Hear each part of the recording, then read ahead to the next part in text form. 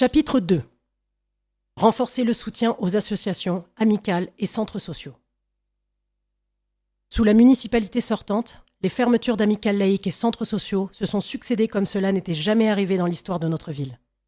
Parmi celles et ceux encore debout, on ne compte plus les situations d'extrême fragilité financière qui aboutissent inexorablement à abandonner des programmes, projets et actions de proximité et d'intérêt public. Au final, c'est la population qui est abandonnée, et certains publics comme les jeunes sont plus durement touchés. Il est urgent d'en finir avec le système clientéliste actuel, qui favorise certaines structures et délaisse les autres sur le fondement de copinage ou d'adhésion sans réserve à un projet politique. Le financement par appel à projet épuise les acteurs et actrices et les détourne de leur métier, compétences et vocations. Il fragilise les structures en ne les finançant que partiellement et sur du court terme, sans possibilité de construire un projet d'établissement global et cohérent. Enfin, il met les structures en concurrence alors qu'elles aspirent à travailler ensemble.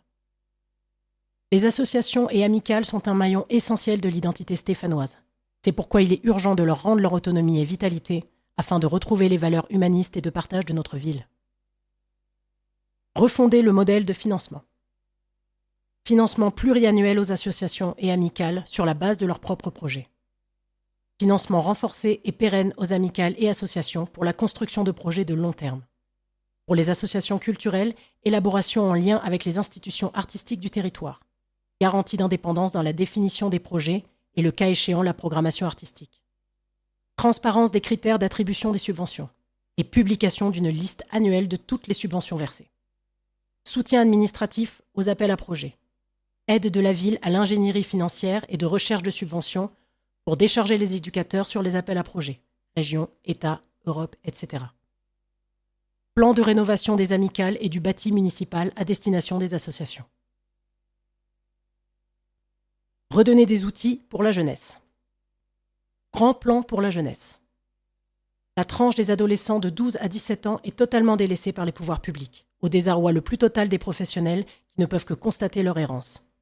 Nous financerons des postes et formations d'animateurs et d'animatrices et éducateurs et éducatrices professionnels à destination de cette tranche d'âge et au-delà dans les structures souhaitant mettre sur pied un secteur jeune avec l'objectif d'une couverture intégrale de la ville.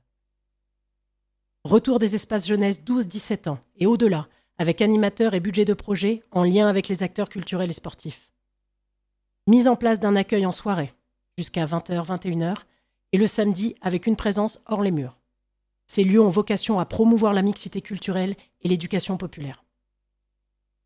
Expérimentation de cantines populaires à proximité des universités pour pallier l'absence de restauration universitaire. Saint-Étienne est sous-doté en restaurants universitaires. C'est une des premières revendications étudiantes. Les cantines populaires pourraient combler ce manque.